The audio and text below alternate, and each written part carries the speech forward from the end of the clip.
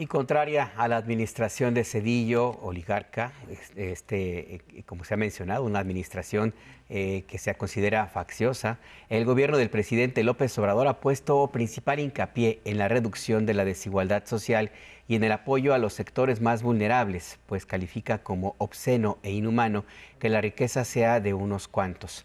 Para hablarnos más de este tema, agradecemos a Elvira Concheiro, tesorera de la Federación, por acompañarnos esta noche en Punto de Referencia. Elvira, bienvenida, buenas noches, qué gusto. Muy buenas noches. Buenas noches, Azul, Elvira, qué gusto, me da mucho gusto. Pues Ernesto Zedillo dice que se utiliza la definición de neoliberal como un insulto, pero dice Ernesto Zedillo que se utilizan por quienes no entienden lo que es el neoliberalismo.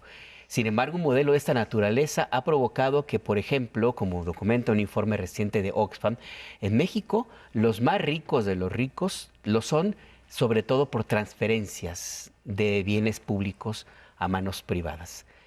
¿Cómo entender esta situación que vivimos en México? Mira, es muy interesante. Yo creo que en primer lugar tenemos que entender que estamos oyendo la voz de los beneficiados por un esquema económico, un modelo económico, y podemos hablar aquí de modelo porque se siguió con bastante ortodoxia. Y desde luego que hay múltiples datos ya a estas alturas de lo que ha implicado un modelo que es un modelo de crisis, un modelo de depredación, de despojo, de una polarización social extraordinaria que produce esta polarización, violencia, es decir, de un proyecto que lo que ha producido es una descomposición social. ¿Y por qué no lo quieren ver? Porque, bueno, esa descomposición social implicó, por un lado, pues esta enorme concentración de la riqueza, a un punto que puede ya ser peligroso incluso, ¿no? Porque si no hay esta, digamos, mínima distribución de los recursos de una sociedad, bueno, pues esto hace que haya una descompensación incluso económica, ¿no? Creo que por eso en el mundo, de una manera más progresista y en otros no tan progresista o incluso nada, se está buscando otra manera. Yo creo que vamos a oír voces como las de Ernesto Zedillo, cada vez más desautorizadas, desde luego, porque ahí están los resultados que ustedes acaban de dar. Un gobernante, miembro primero de la administración, que puede hacer uso de esa información, de esos mecanismos que ellos mismos implementaron, como fue el tema del salvamento a los bancos después de la devaluación, en la que estuvo Ernesto Zedillo, y después, bueno, pues la deuda inmensa que nos dejó a todo el país. Entonces, claro, esas voces no tienen autoridad moral, pero tienen una certeza que son sus intereses. Ese es el punto. Estamos hablando aquí de viles y vulgares dineros. Al final del día. Así es. Fíjate, Elvira, este estudio que hace Oxfam reconoce, digamos, lo que se ha avanzado, particularmente en México, porque estamos hablando de un fenómeno global, el tema de la desigualdad, el tema de cómo se avanzó en este enriquecimiento de unos cuantos y que sigue además avanzando de manera muy grosera en el mundo y en México. Pero sí reconoce esta parte de cómo se ha reducido en México la pobreza y en ese sentido la brecha, pero por el lado de las transferencias que se da a las capas más vulnerables de la población. Ahí hay un reconocimiento, pero dice Oxfam, esto no es suficiente en tanto que hay reglas que todavía son diferentes para los ricos respecto a los pobres. Y ahí te querría preguntar, ¿qué ha sido, desde tu perspectiva, el reto tan enorme de tener que cambiar esas reglas, de querer cambiar esas reglas y de enfrentarse pues a una serie de inercias que se heredan, porque no es que les transfirieron ferrocarriles y no todas estas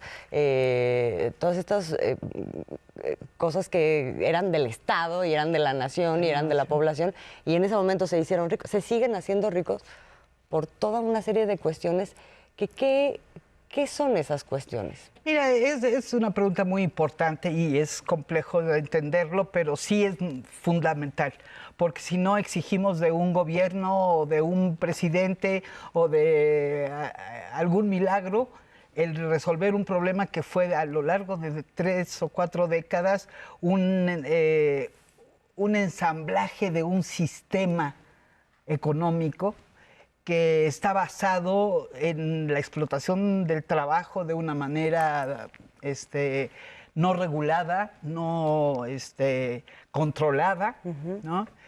Y esto es gracias a que se desmontó todas las herramientas, todas las posibilidades. En nuestro país ya había muchas dificultades, pero en otros lados del mundo, en donde los sindicatos y las organizaciones de trabajadores eran muy poderosas, fueron brutalmente desmontadas y atacadas, porque es parte fundamental de este sistema, el que el trabajador no tenga posibilidad de negociación y de exigencia de condiciones básicas. Entonces, la riqueza se obtiene de ahí. Sí, te dieron los mecanismos, te dieron los medios, te dieron empresas, pero la riqueza está producida por los trabajadores. Y es ahí donde está, creo yo, tú puedes detener ese proceso de despojo de los bienes públicos, incluso recuperar, como está haciendo este gobierno, empresas fundamentales del Estado. Pero tenemos una dinámica de explotación extraordinaria que metes un factor, y eso a mí me parece fundamental. Más bien 2 factores ha metido este gobierno. Uno, desde luego, el aumento salarial. Es decir, no, aquí voy a demostrar que los salarios no son enemigos de un desarrollo económico, todo lo contrario. Así es. Y lo segundo, darles condiciones de organización independiente a los trabajadores, que en México no se tenía. Todavía otro, como que los trabajadores no se han dado por enterados, o no todos por lo menos, ¿no?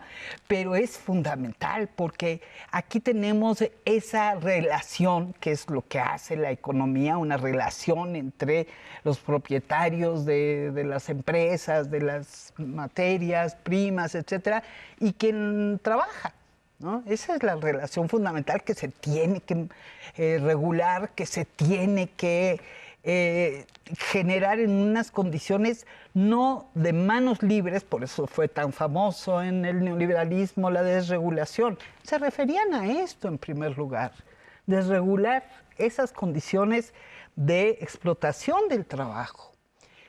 Y no solo, y después de venta, de comercio, de muchas otras cosas, desde luego, pero ese es un nudo clave del neoliberalismo.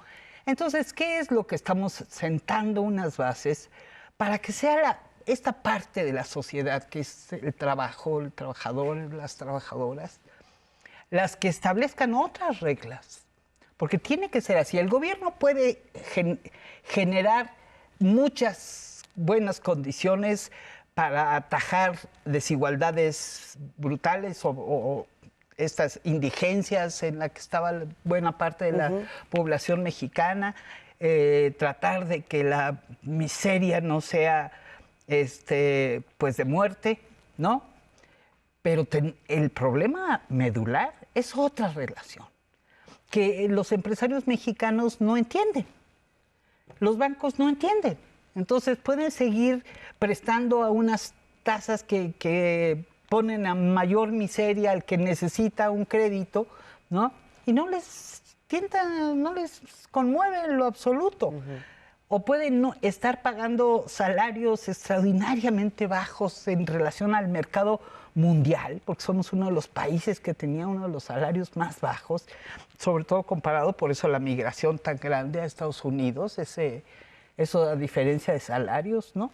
Entonces, en este gobierno se han sentado bases muy importantes que sacan a la luz estos temas.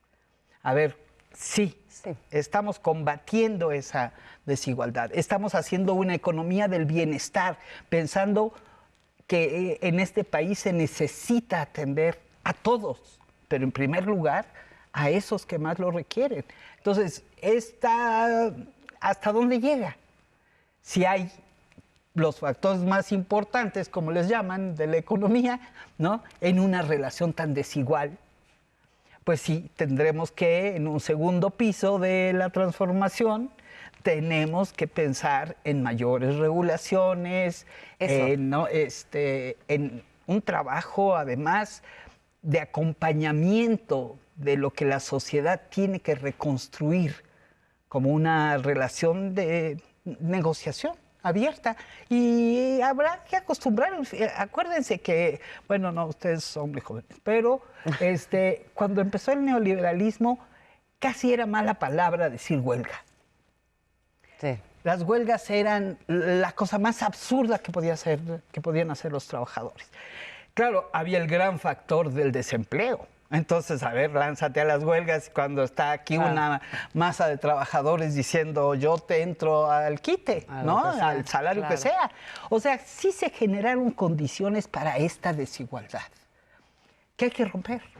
También era una mala palabra regulación, por cierto. Exacto, como lo que te decía, había que desregularlo todo. En primer lugar, tema del trabajo, ¿no? Y decías de los bancos también. Sí, nos queda casi nada de tiempo, pero esta pregunta me parece muy importante, sobre todo porque va directamente al bolsillo de quienes nos están viendo. Claro. ¿Son intocables los bancos? Lo pregunto porque hubo en un intento, nada más una mención, muy al inicio del gobierno de esta administración, de que se anunció que podría haber una regulación. La reacción fue enorme, que tuvo que darse marcha atrás.